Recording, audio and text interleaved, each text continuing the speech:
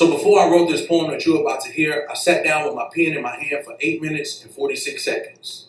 Then second guessed myself, like maybe I got this time wrong because it just seems too long for a man to have a knee to his neck. So I checked time again on impulse, pulse racing, chasing a logical explanation for the asphyxiation of another black man at the hands of the men in blue who swore to protect and serve. I mean, I heard the man say he couldn't breathe. Now, to me, logically, that meant breath couldn't quite reach his lungs. He hung on for dear life as long as he could. But when the weight of the world's wicked ways weighs down on your throat, you would choke too. Rest in peace, George Floyd, gone too soon. And it seems like this happens too often. They off 10 in the last couple of months, like an aunt, Atiana Jefferson. We learned her name after she was killed in her own home playing video games with her nephew who had to watch his aunt die at the hands of who he thought were the good guys. I tried to make sense of this.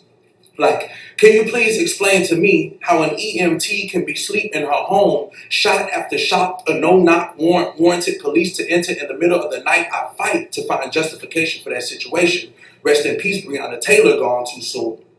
It's so messed up we live in a society where in so many cases like Khalif Browder's we're treated guilty until proven innocent.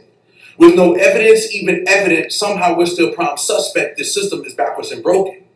And I'm not joking or jiving when I say simply for riding with an improper signal can give off a signal for a cop to hold you for an hour-long traffic stop.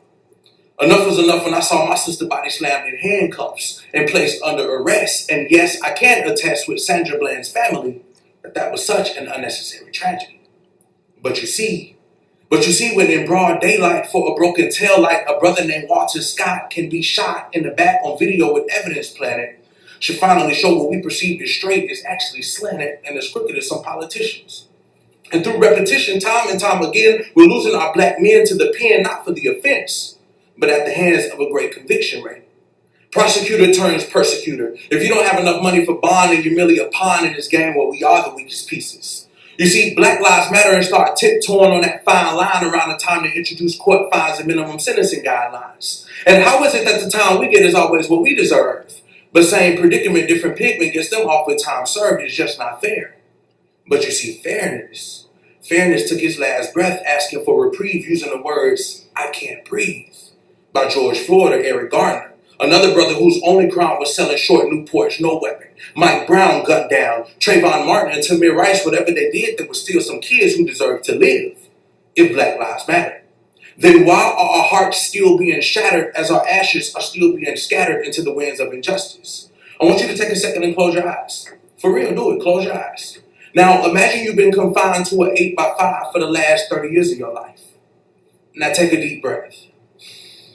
What if I told you your sentence was death for a crime you did not do? Look up the story. It's really true. See, right here in Alabama, Anthony Ray Hinton could have been any one of you. And that's as real as the man's misappeals for not copping to a plea deal, if Black Lives Matter. If Black Lives Matter, then Laquan McDonald wouldn't have received one less bullet in his body than he did the number of candles on his last birthday cake. And as we lay in the wake of the Flint water tragedies, these modern-day catastrophes from Freddie Gray back to the Jenna 6, it literally makes me sick to my stomach to feel I even have to pen this.